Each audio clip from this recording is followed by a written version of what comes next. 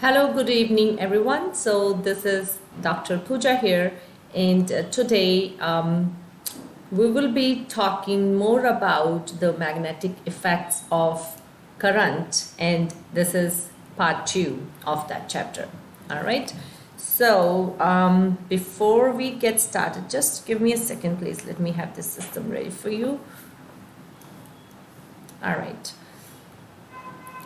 So yes, so the today's topic that I have selected is the second part of magnetic effects of current, and I have covered magnetic effects of current part 1 in another video. So if you want to understand like what is a magnet and what are the magnetic effects of current, the basics of it, then you need to watch that video, and you can always go back and check our channel to watch those videos.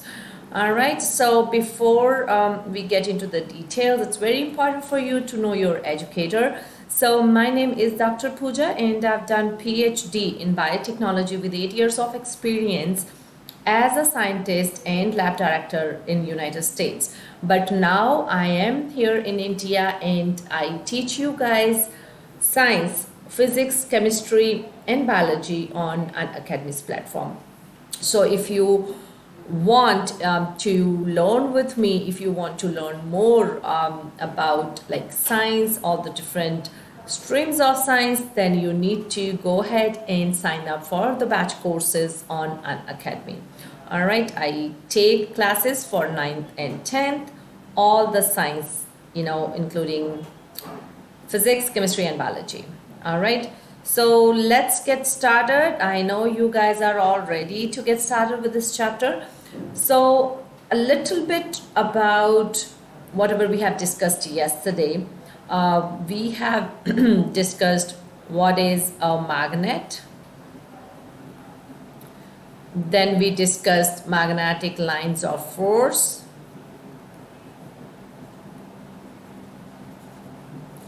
All right. We discussed the characteristics of magnetic lines of force, like they start from north, they go into south. And when there are more lines, that means there is a strong field. The lines are more closely packed near the poles. So that means the magnetic strength is more closer to the poles, and then they do not intersect, which means they do not cross each other. So this was what we discussed about magnetic lines of force. Then we discussed a current carrying conductor. It produces a magnetic field. That is the whole idea of today's discussion, right? Because when the current is passing through a conductor, we know that there is production of heat in the conductor. But we wanted to know whether there is something else which is also produced when the current is passing through a conductor, and then we came up with this idea. Oersted was the scientist who came up with this idea that when current is passing through a conductor, there is a magnetic field that is generated around that conductor. And in yesterday's lecture, again in my previous lecture, if you want, you can go ahead and watch that video. We talked about what is the magnetic field produced when we have a straight current carrying conductor, when we have a circular current carrying conductor, and when we have a solenoid. So this is what we have discussed already, and if you want to have more information on these topics, you can always go back and check the previous videos. All right, so today, and yes, of course, there was one more point that we discussed. So let me sum these points up in a pointer form. Number 1, current carrying conductor. In this chapter, there are don't get confused, there are 3 major points that we'll be discussing. Current carrying conductor, if we have, they produce a magnetic, they produce a magnetic field, right? That is point number 1 that we discussed in this chapter. Point number 2 that we discussed in this chapter is when this current carrying conductor is placed in a magnetic field,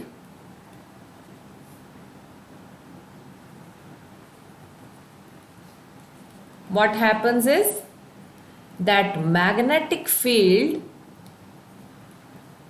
exerts a force on the current carrying conductor. All right, that was point number 2. Point number 3, let's say we have a magnetic field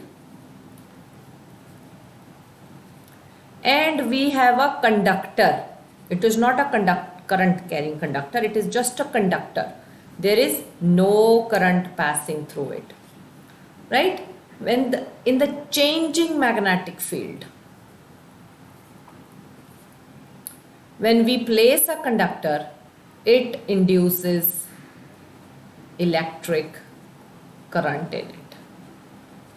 So these are the 3 points that we discussed in this chapter, or these are the 3 points that we will be discussing over and over and over again in this chapter. The first point is current carrying conductor. When we pass current through a conductor, it produces magnetic field around it. Where is my cursor? Over here, right? So that is your point number 1. Whenever you have a current carrying conductor, okay, you pass the current through it, you will see there is a magnetic field generated around that current carrying conductor. Okay, and then to support that, like what is the direction of that magnetic field? We have right hand thumb rule. Let me do it with another color so that you guys can remember it. What happens is when the current carrying conductor is there, then the magnetic field is produced, and it is, we do it by right hand thumb rule. Like what is the direction of the current that is, what is the direction of the magnetic field which is there around that current carrying conductor. So remember this right hand thumb rule. In the direction of the thumb, if there is the current, the direction of the fingers will be your magnetic field. Okay, so that is point number 1. Point number 2, as I said, when we have a current carrying conductor and we place it in a magnetic field, will that magnetic field have any force on that current carrying conductor? And the answer is yes, and that we have discussed yesterday, right? When we we place a magnet and we place a current carrying conductor and we pass the current through the conductor, what we see, that magnetic field will push that conductor. And again, what is this direction of force? Here we have Fleming's left hand rule. Okay, so that rule number 2 that we have is Fleming's. Why I'm just summarizing up it here for you. Fleming's left hand rule. And what is that left hand rule? Like if we have, and I always say it with FBI, right? FBI. F is the direction of the force. So this thumb will be the direction of the force. This B will be the direction of the magnetic field. And I is the direction of the current. Alright. And these 3, they have to be perpendicular to each other to feel the maximum force. Okay. So this was your Fleming's left hand rule. And it applies on a current carrying conductor when that conductor is placed in a magnetic field. What is the force which has been exerted on that current carrying conductor? And now third is, let's say, and this is the basically today's topic. So what we will discuss in this? let's say we have a conductor, but there is no current passing through the conductor. And let's say we have a magnetic field. What will happen if we place a non-current carrying conductor in a magnetic field? What will happen to it? In the changing magnetic field, let's say we move the conductor closer to or away from the magnetic field, right? Then what will we see? There will be production of current in that conductor, right? That is called electromagnetic induction, and that is what we will discuss today. This we have discussed in details already. This we started discussing, and today on this topic itself, when we see there is a current carrying conductor and there is a magnetic field, what happens is that conductor starts feeling a force, that conductor starts moving, and that is the principle behind our motors. And that is what we will discuss today. All right, and we will also discuss today is when the magnetic field is been cut by a conductor, then there is production of EMF or electromagnetic forces or electric current is there.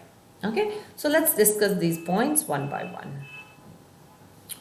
So first of all, let's discuss electric motor. And the principle that this is based on is when a current carrying conductor, so this triple C is current carrying conductor, is placed in a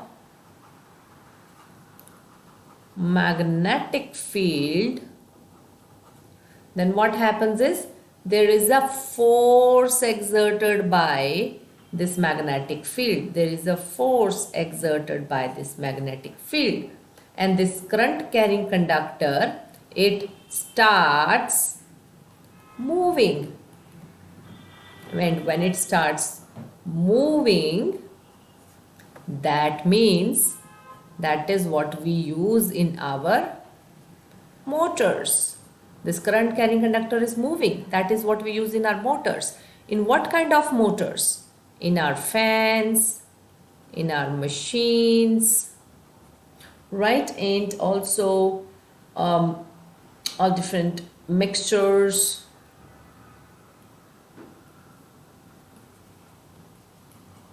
washing machine, drills, any kind of motor that we have is based on the same principle, right? Again, I'll just quickly recap it. When a current carrying conductor, then I will draw the picture as well and I'll explain the whole thing. When a current carrying conductor is placed in a magnetic field, it feels a force, and due to that force it starts moving. And when it starts moving, that is the principle that we use in our motors, right? What kind of motors? Whenever you see a fan, a mixture, a washing machine, anything of that sort, just get an idea that it is based on the same principle. And for this one, we use like what is the direction? So as we said, it starts moving. But what is the direction? In which direction it will start moving? That is been decided by Fleming's left hand rule. Okay, so as per that rule, if this is the direction of magnetic field, if this is the direction of magnetic field and this is the direction of the current, then it will be moved in this direction upwards, right? So this is your thumb, as I explained yesterday, thumb, then your pointer, and then your middle finger, and this one, right? So this is Fleming's left hand rule, and always remember this rule because you can get questions on the basis of Fleming's left hand rule, and you will have to describe, let's say this is the direction of the current and this is the direction of the magnetic field, in which direction the conductor will move. So if that is the case, then you need to understand Fleming's left hand rule very carefully. Okay, so now let's go to the next slide. So let's understand how electric motor it works, right? Let's understand that real quick. So let's say we know that we have to have two magnets, right? So this is our north pole and this is our south pole, okay? And the direction of the magnetic field will be in this direction, right? From north to south it's going. And then we have, let's say, a conductor. Let me have it in another color maybe.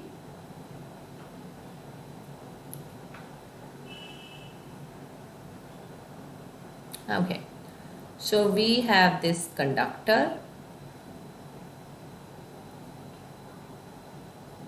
and guys, always remember that, because when we have that Fleming's left hand rule, all these lines F, B and I, all these are perpendicular to each other, okay? And the force will be maximum when these lines are working perpendicular, when the electric field and the magnetic field, they are perpendicular to each other, okay? Then this coil will feel the maximum force, okay? So here we have this coil named as A, B, C and D, okay? And the current is flowing through it. Now you have to understand this is the direction of the current, okay? I will explain it in more details, just a second. So when we have this current and when we apply Fleming's left hand rule, as per that, when the current is flowing in circuit A, B, C, D, right, that is the flow of the current, right? It is flowing in A, B, C, D. When we apply this rule on this, Fleming's left hand rule, AB will move downwards and CD will move upwards, right? As per that rule, when you apply that rule, this is the direction of the current, right? This is the direction of the current, and this one is the direction of the magnetic field, which is on this side, okay? So this is the direction of current, this is direction of, you know, magnetic field from north to south. See, it is moving downwards. So when we do that, our coil will move downwards, and here the current is coming out, so this will move upwards, right? So it is easy, right? We have started the current and we have the magnetic field. This thing starts moving in this direction.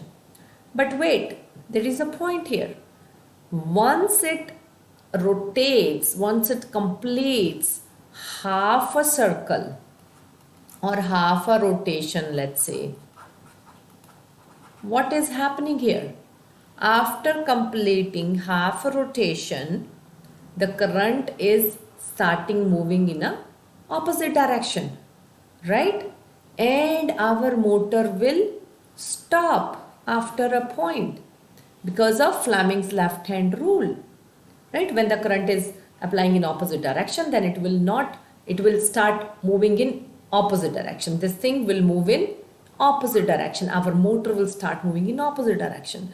So it is of no use. It is just completing half a rotation. So what to do in that case? And apart from that, there is another point. Now let's say when it is moving, and let's say this is attached to a circuit, as I said, like there is a circuit present, only then the current is passing through it, right? But can you see the point? When it moves, when it rotates over here, this whole thing will get jumbled up. this whole thing will get entangled and it is of no use to us, right? Because when that conductor starts moving, that conductor starts rotating, due to that rotation, the whole coil will, the whole electric circuit will get jumbled up and it is of no use to us. So what to do in that case? In that case, we have a device called split rings and carbon brushes. So what we do in that case, over here, I'll just show you quickly. So this is not directly attached to the circuit. What we have over here is, let's say this is this wire. Let me raise it and I'll draw it. Oh, I'm so sorry.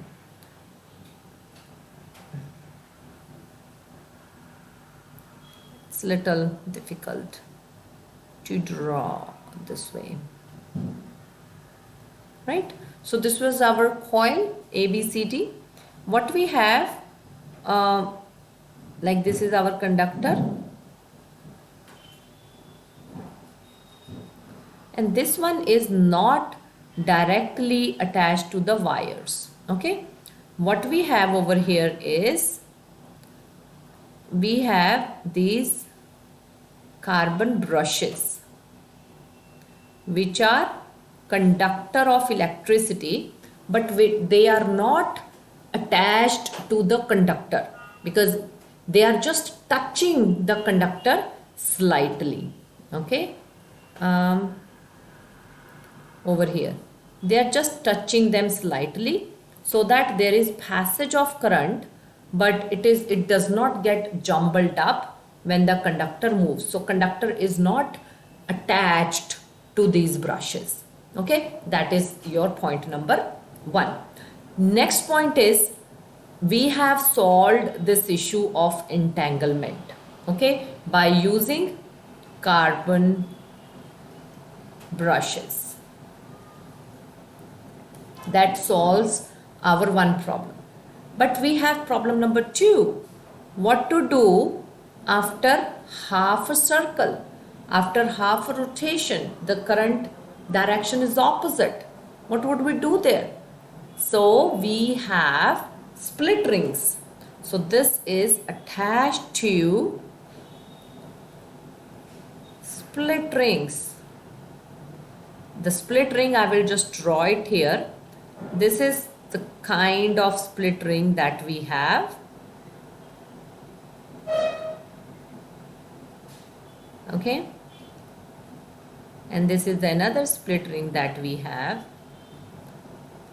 so that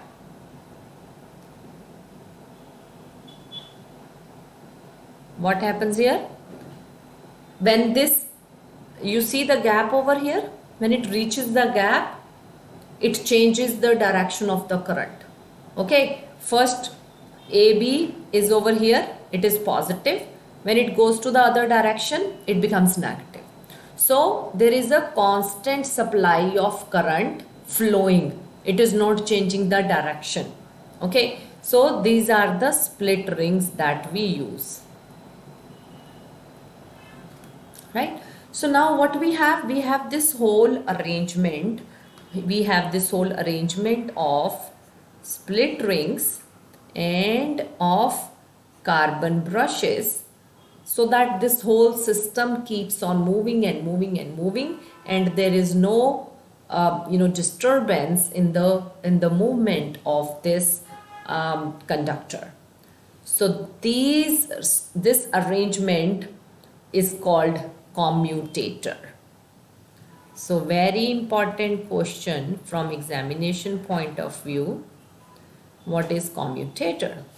Right? So this arrangement that we have, so that there is a constant supply of current, and there is no jumbling up of those what we have, this wire thing. This is what we call commutator, right? So just to quickly recap everything for you. So the electric motor, what we have in the electric motor?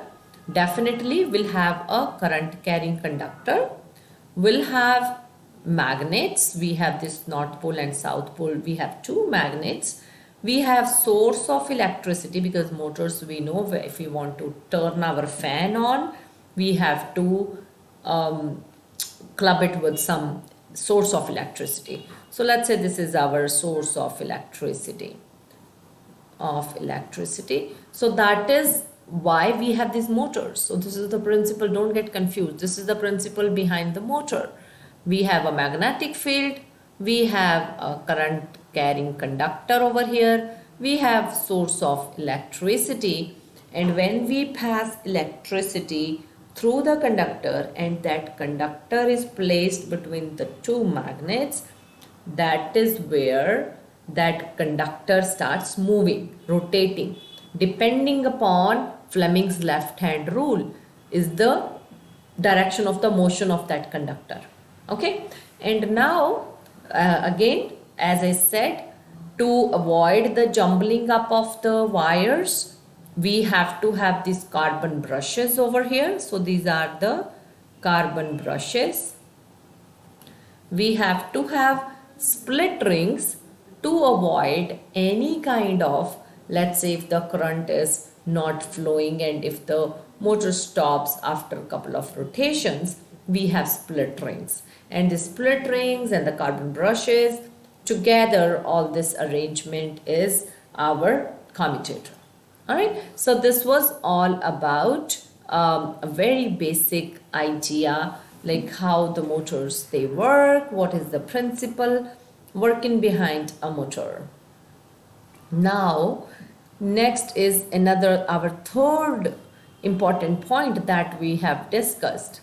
Our third important point, let's say we have only a conductor.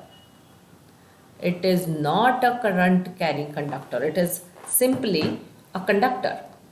Okay, we have this conductor and we place it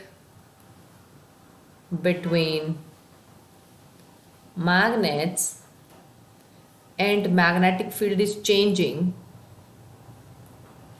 What will happen?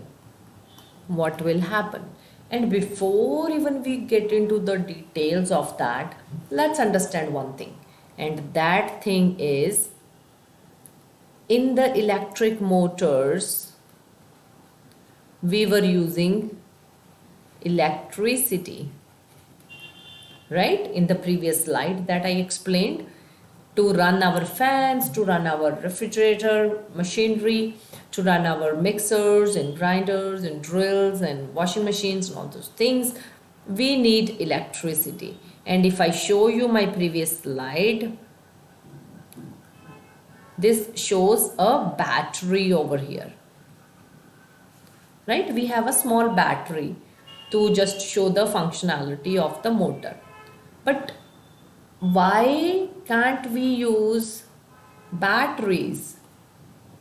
Do you think we can use batteries to run our ACs, our, let's say, office units, the lights and the fans and the ACs and the heaters, okay, and the TVs and geysers? We have so many appliances. So do you think using the batteries is a good idea? Not at all, because this will produce tons and tons of chemical waste, right? So using batteries for the production of electricity is not a good idea. So what do we have? What is the other option that we have? And this was done by another scientist, Faraday, right? And Faraday was very curious to know more about all this was happening, like what is the magnetic effect of current, and if you place a current carrying conductor in the magnetic field, what is the impact on that current carrying conductor? So then he thought, okay, let's not have current in the conductor. What he did, he just had, let's say, this wire, and there was a bulb on it. I have simplified it too much. Okay, so this is conductor, and this is a bulb over here. And bulb, I'm sorry, it did not lit. I'm sorry. The bulb was not lit. I'm sorry. And what he did, he placed it right next to the, let's say, a magnet. So this is a magnet. So he was expecting this magnet will have some impact on this current, this conductor, and this bulb will light up, he thought. But after sitting for some time, it did not light up, and he said, okay, let's pack up everything, and he moved this magnet away. And when he moved this magnet away, this bulb lit up. And that was to his surprise. Like, how is it possible? When the magnet was stationary, and it was not moving, there was no light. But as soon as he moved the magnet closer and away from the conductor, or to make it easy, let's say when he moved the conductor away and closer to the magnet, what he found? There was light in the bulb. There was electricity in the bulb. And then he said, one day this method will be used to produce electricity all over the world. And he was absolutely right. This small experiment led to the production of electricity to the level which has been produced in today's world. All the electricity that we get it on this principle only. Okay, so if I explain it a little better, so what are we doing? And this process is called electromagnetic induction, because electricity is being induced. Now what's happening, like let's say in your book they have given this little experiment, and guys, we use galvanometer to detect the electricity.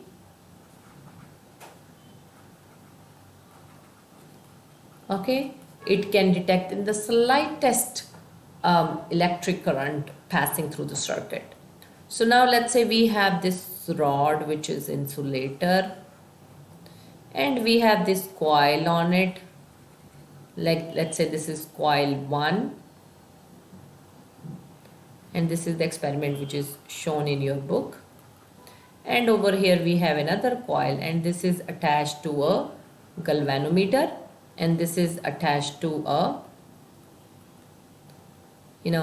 electric circuit.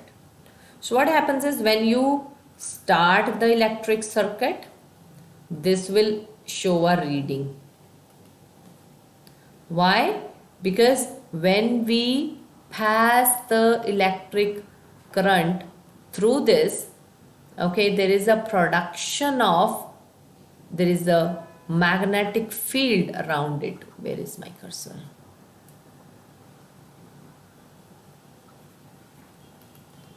Which is produced in this coil. And due to that magnetic field, a current is induced in this coil. Right? So this is called electromagnetic induction. But what is the use of it? How can we use it? I mean, there is no point. Like, we have to still pass electric current through one of the coils. But not necessarily, guys. What we will do here, that is the principle behind your generators. Okay, so what do we do here? Not necessarily we will have to move the magnet or not necessarily will have to, pass the current through the coil number 1 to have current in coil number 2. What we can do is we can have a magnetic field. Let's say this is your north pole, and let's say this is your south pole, right? And you have this conductor. Let me draw some other color.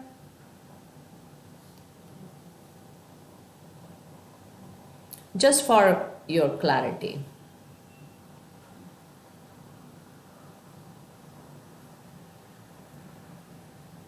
Here we have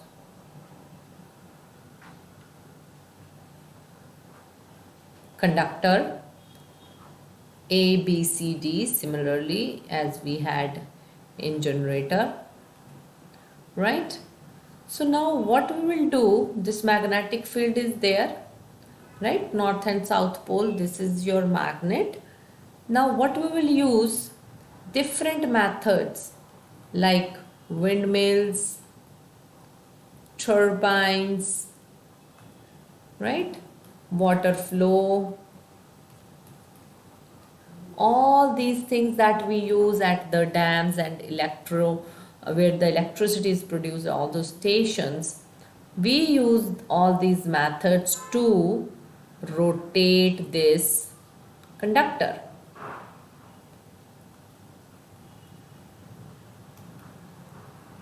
Because that is the whole idea. Moving the conductor in a magnetic field will induce electricity. So what are we doing over here? We are moving this conductor. So this is our conductor. And by using all these methods, we are moving this conductor in the magnetic field. So this is our magnetic field, north pole and south pole. When we do this, there is production of electricity in this conductor over here. Over here in this conductor. Let me have a sip of water real quick. I'm so sorry, guys.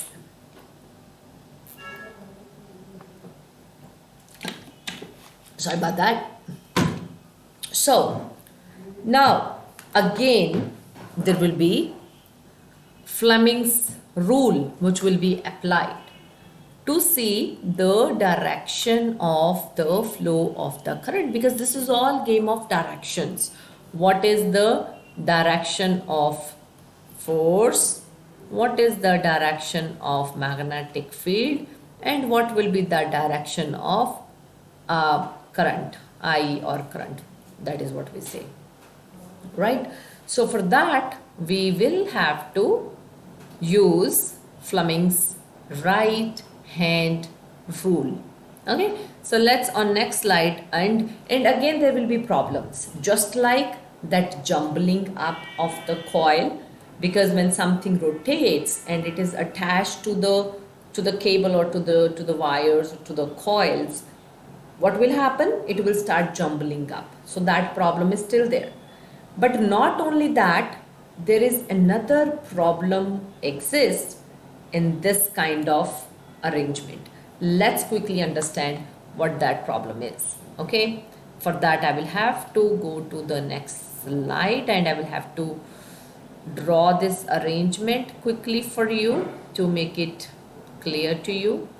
Again we have this north pole and south pole, and then we have our this conductor.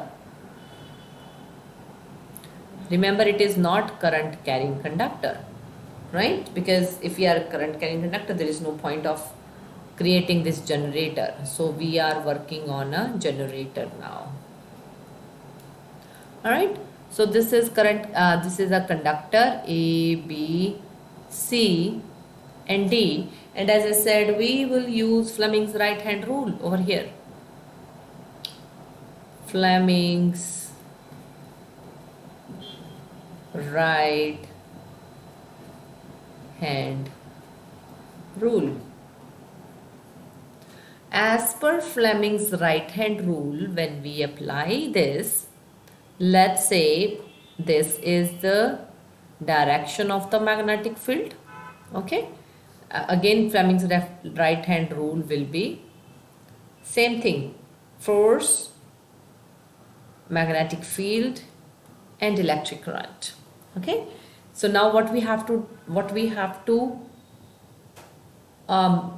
decide, or what we have to get from this rule is, if this is the direction of the movement of the conductor and this is the direction of the magnetic field, what will be the direction of the current that we are getting? Okay, so if this is the direction of the field and this is how it moves,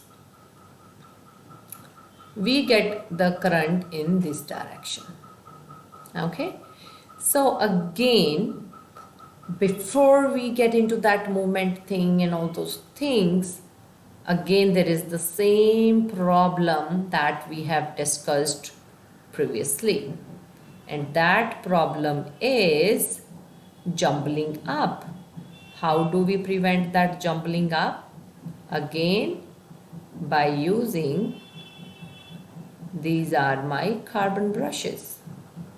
These are not attached to the cables, but these are, let me take a color for you, these are just slightly touching. So these carbon brushes are slightly touching, right? And now we will have two more rings. Now we will not have split rings.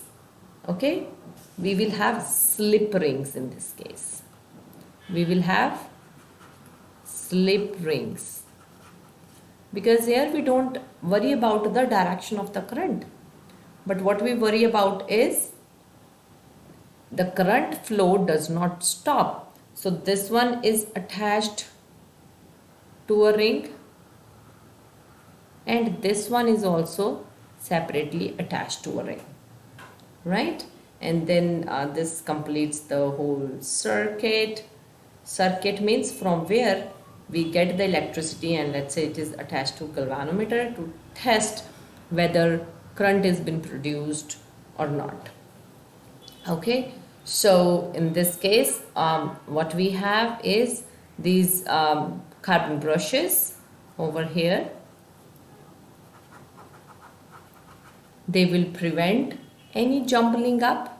We will have these slip rings, and these slip rings for the continuous movement and continuous supply of the current. That is what we have these for. And another point, because as the current is flowing, it will flow in this direction, and after half of a rotation in the same one, the current will flow in opposite direction, right? And this type of current is called alternating current. That is what we call AC current, alternating current, because it is not in a continuous supply. All right, every time it is moving in a continuous direction. Okay, I'm sorry. So it is moving in one direction, and then as the rotation completes, it changes its direction. So that is called alternating current. Then we have another form of current where we make certain changes to this generator and we get a direct current, or we call it DC. So that is the direct current supply, and this over here is alternating current supply. All right, so these are the two types of generators that we have: AC generator or DC generator. Give me a second.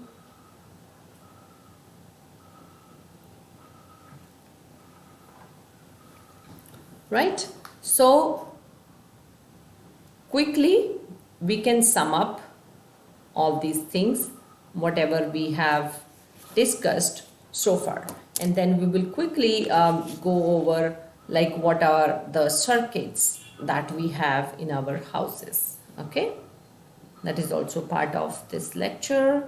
But first, quickly summing up everything that we have discussed. We have discussed point 1, the magnetic field produced by a conductor, right? And for that we have right hand thumb rule, right?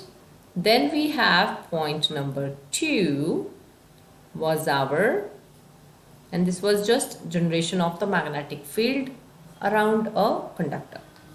Now what is the impact of magnetic field on current carrying conductor?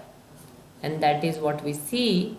There is a force that is been exerted on the conductor. And what is the direction of the force? Again, we do it with Fleming's left hand rule. And here in this case, we have this F, B and I. And this tells us if this is the direction of the current and this is the direction of the magnetic field, because we have these two factors given, right? What is the direction of the magnetic field and what is the direction of the current in the conductor? That will decide what will be the force in which direction the conductor will move. Okay, then we and this is the principle of the motors. And under motors we have discussed split rings, we have discussed carbon brushes, or we can say we have talked about commutator, right? So these were the 3 important points from the motors that we have discussed. Now we have next is electromagnetic induction. So in the electromagnetic induction, we use this in generators. So what do we have here in electromagnetic induction, in generators or in electromagnetic induction? What do we have? There is a conductor, not current carrying. Okay, and we place it in a magnetic field and we change the magnetic field, or we move the conductor. Okay, so that means when a conductor cuts the magnetic field, there induces EMF, electromotive force, or induced current. And this electromagnetic induction is the principle behind our generators. All right, again we have AC generator and we have DC generator. This is the case where we have alternating current. With every rotation, with every movement, the current, it changes its direction. Okay, and now let's go to domestic circuits. So we all know we have all different kind of appliances at our houses. There are different type of appliances. For example, we have chargers, we have heaters, we have fan, light, ACs, geyser, right? So these are the appliances that we have our houses. So they all have different requirement of the electric current. We cannot just give same amount of current to all of them. So in our previous classes we have studied, we can have them arranged in series or we can have them arranged in parallel.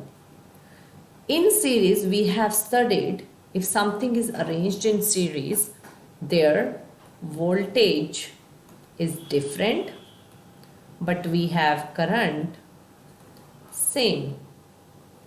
So that means if we have series arrangement in our houses, we have to have everything arranged in a series and we have to have will have to pass same current. So the charger will also receive the same current and the geyser will also receive the same current. But that is not what we want. Our charger, it needs very less current as compared to the geyser or the ACs or heaters. So that means in our houses, series arrangement or series circuits is not recommended, is not possible, is not arranged. So in houses, in the domestic supply of electricity, when we have them all in parallel. So that we have like two sets. One set will receive less current and let's say we have another set which receives more current, right? So this is I is current. I is like our representation for current. So this is what we use for our domestic circuits, and it will be a complete lecture on electric circuits if we talk about it. Okay, so that is it for my today's session on magnetic effects of current. Here we have discussed all these different types of effects that we see in a current carrying conductor, in a non-current carrying conductor, in a current carrying conductor placed in a magnetic field, in a current carrying conductor which produces a magnetic field. It's little, sounds like there are so many points, but as you start, thinking about them from, these are all my empty slides that I had for you, but I was able to finish the whole lecture in the given slides. So a quick recap as I'm doing over here. We talked about in our earlier classes the heating effect of current, but in these chapters, in these lectures, I talked about magnetic effect of current, not just the heating effect. Magnetic current also has some kind of magnetic effect, and we discussed 3 cases when the current is passing through a conductor. It produces a magnetic field around it. Second case we discussed is when we have a current carrying conductor and we place it in a magnetic field, there is a force exerted on the current carrying conductor, and that is the principle behind the motors. And the third point that we discussed is, let's say we don't have the current carrying conductor, let's say we have a simple conductor, okay, and it is placed in a magnetic field. Either the magnetic field is changing or we are moving the conductor, then it induces electricity, EMF, right? And that is the principle of our generators. Again, we have AC generators and DC generators. So that was a quick recap of whatever we have discussed over the period of these 2 days. And this is, I'm sorry, unfortunately this is not a live session. Had it been a live session, you could have asked me what, why, where, when, who, how, all these kind of questions. And now let's go over quickly. If you want to learn more with us on Unacademy, What are your options? What can you do? There is no homework, I'm sorry. So there are subscriptions from class 9 to class 12. You can go ahead and sign up for the plus subscription if you want to take all these benefits of live classes for all the subjects daily. Weekly quizzes are there, doubt solving sessions, then practice questions and test series. And we on a regular basis have analysis classes as well, where we give you the mock test and we explain the whole question paper to get you the answers to those questions. Okay, so if you want to get benefit of all these options, go ahead and sign up, and guys, you will have access to if for the new subscription, you will have access to the creative corner. And for more details, you can always visit our website, unacademy.com. And again, here is the fee structure. Many of you might be having questions like how do we join it, and what are the different fee structures that are there. So you can go for plus courses, you can go for iconic courses, and iconic subscription, and it starts from like 6 months and 12 months, 18, 24, 36, and for all 4 years you will be under our guidance. And all you have to do is simply to get a personal coach, you need to join Unacademy today. And here is a little bit about our creative corner. What is creative corner exactly? We not only believe in giving you academic guidance, we believe in developing a full-fledged personality in you, and this is what we have in our creative corner. Wedding, math, doodling, public speaking, origami, magic tricks, poetry, storytelling, robotics, mnemonics, and debating. So if you want to be part of this excellent team on Unacademy, join today. All right, go ahead and sign up today.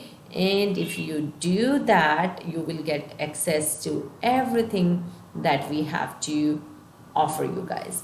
We have our ongoing batches and we have our upcoming batches, and you can be part of any of the batches if you want to be.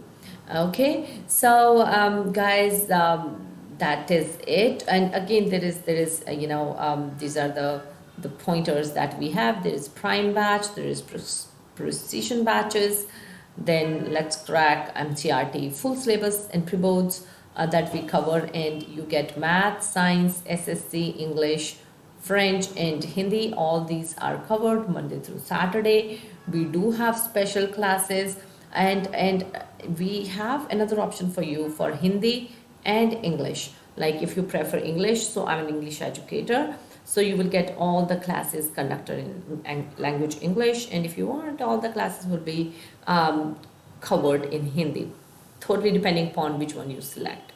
Okay, and you will also get class notes and everything, PDF.